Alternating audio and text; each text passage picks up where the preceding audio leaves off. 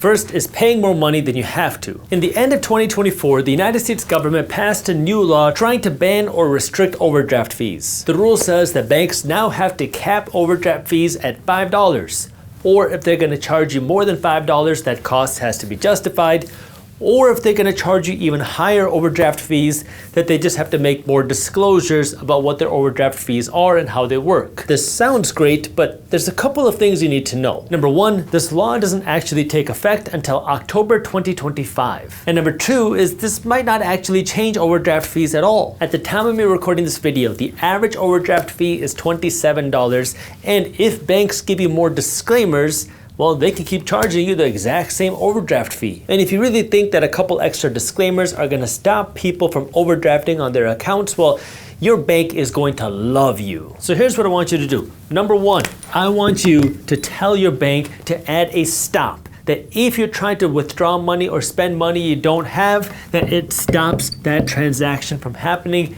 Many banks are gonna offer this service for free. Then number two, what I also want you to do is I want you to look at your mobile app. And this is gonna sound very simple, but I want you to look at your web banking and see how much money you have in your account. And if there is no money in your account, you should not spend any money. Don't spend money you don't have. Monitor your bank account, because every time you spend money you don't have, you pay the $20, $30, $40 in overdraft fees. Well, that's making somebody rich, and it's not you. Number two is you don't do the math. Let's assume that you have an extra $10,000 and you want to save this money, and you look around and you see that the average savings account is paying around 0.5%, and you say that's not good enough. I want my money to grow because I want to build some wealth. And then you do some research and now you find a high yield savings account that's paying 3.5% a year. Now clearly 3.5% a year is more than 0.5%, but the reason why you're so excited about this is because you do some basic math and you say, hey, I know that inflation right now is 2.7%, and 3.5% is clearly more than the 2.7% inflation, which means the savings is actually making me wealthier because my savings are growing faster than inflation, which is a good first step. But I want you to now take this one step further and understand the full situation, because this high yield savings account is paying you interest. And when you get paid interest, you also have to pay taxes. And so now let's assume that you have a 25% tax rate. If you're paying a 25% tax rate on this 3.5% interest on this $10,000, that means effectively, after paying your taxes, the real growth on your money is 2.6% after taxes. Now, the growth of your money, this 2.6%, is smaller than inflation, which means, oh, your money didn't actually grow faster than inflation. It didn't even keep up with inflation. Your money lost value to inflation, which means you slowly became poorer. But that's not even the worst part. This 2.7% inflation number is an average. It might not be the real inflation that you're feeling. Over the last 12 months, we've seen food inflation at around 3%. We've seen auto insurance prices grow by around 6.5%. We've seen energy prices grow by around 7%, and we've seen coffee prices grow by around 12%. So yes, 2.7% might be the average inflation number, but the inflation on things that you actually need could be higher than that. And if your money is not growing fast enough after taxes, that means you're slowly becoming poorer, which is why it is so important for you to be investing your money and not just saving all of your money. Yes, there is a place to save money. Yes, you need to have emergency savings. Yes, having money saved to invest is a good thing.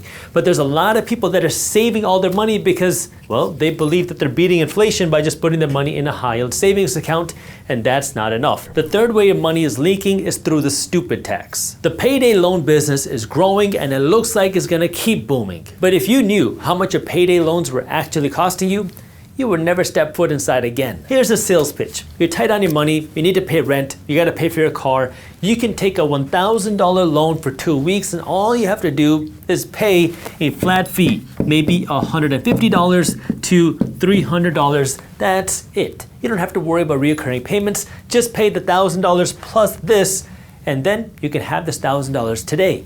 But do you know how much this is actually costing you? This is a 15 to 30% interest rate on just 2 weeks, which means if we amortized this interest over the course of a year, you're really paying somewhere between 390% interest to 780% interest a year if you amortize this interest over 12 months. Now, I know what you're thinking, but Jaspreet, this is just a one-time payment to help me in a pinch. Nope, that's not true.